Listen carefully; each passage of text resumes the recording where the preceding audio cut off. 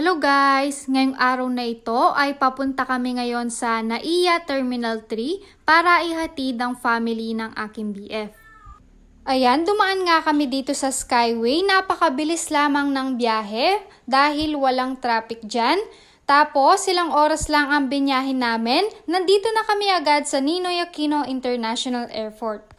Ayan nga pala ang mga kapatid ng aking BF, si Tadin at si Gwyneth. At yung pinsan naman niya, si Eliza at Jam. Tinuturing ko din silang parang kapatid. Alam nyo ba guys, share ko lang, meron naman akong kapatid na babae. Pero pangarap kong magkaroon ng kapatid na babae na mas bata sa akin. Kaya thankful ako na babae yung kapatid ng aking BF. Masaya akong nakakabanding sila pati na rin ang pinsan ng aking BF. So ayan, nakakalungkot lang dahil sa ibang bansa natitira ang kapatid ng aking BF. At yung papa niya, dahil yung mama ng aking BF ay nagtatrabaho sa ibang bansa. Bye! Bye-bye! Bye-bye vlog! Bye-bye vlog! Hi! What's your name? Daddy's preparing Luto Pagpati. How old are you? 4 years old. Where do you live? Samantha. What? Saan? Flash! Sa Lubao and Apo Tomas. Santo Tomas, Lubao. Santo Tomas, Lubao. Okay, bye-bye. Saan ka pupunta? UK. UK. Bye-bye. Ang Samantha. Hindi mo ako sasama? Kasama. Sasama. Bye-bye. Bye-bye ka doon. Bye-bye. Bye-bye ka muna! Bye-bye ka muna.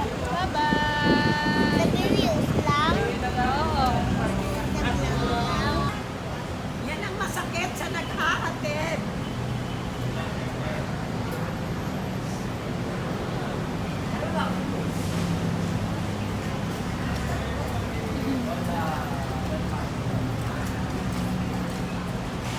Yay!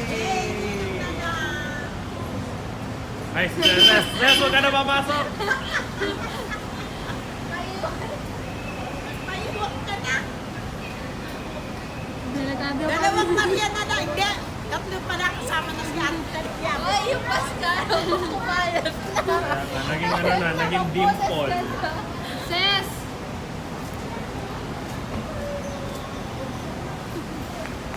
Ayun na. Pumasok na. Bye-bye. Bye po.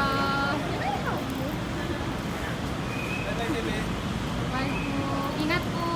Ingat kayo! Bye-bye. Ingat kayo sa Love you all. Ingat Love po. you all. Ingat kayo ha. Ingat. Nandun po. Oh, wala nang iyak. Sandali lang kami. Bye-bye. Mga 17 years. I love you! 17 years na kami. Parang ano lang yung manikin na...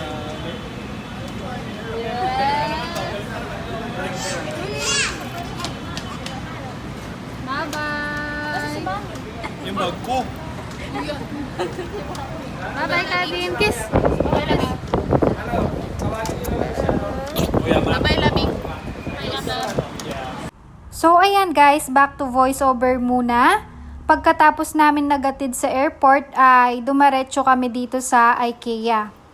Bago kami maglibot dito sa IKEA ay napag-isipan muna namin kumain dito sa Swedish restaurant ng IKEA. Ayan, napaka-aesthetic ng vibes ng kanilang restaurant at ayan nga pala yung mga prices ng mga pagkain nila dito. Ayan, vinidyo ko ulit yung mga presyo ng mga pagkain dito. I-post nyo na lang kung medyo mabilis yung video.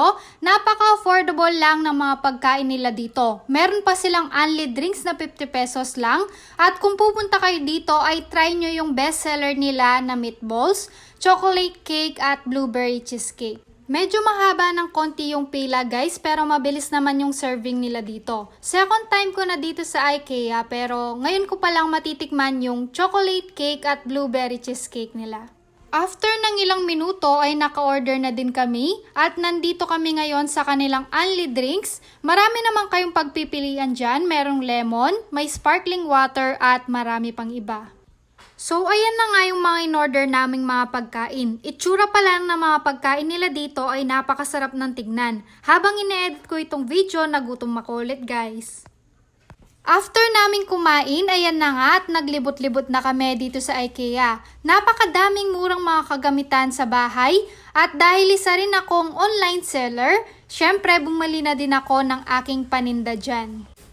Tignan nyo naman guys, yung mga lamp nila dito, may tigti 200 pesos lang, 290 at yung 450 pesos naman na lamp, ayan napakalaki na.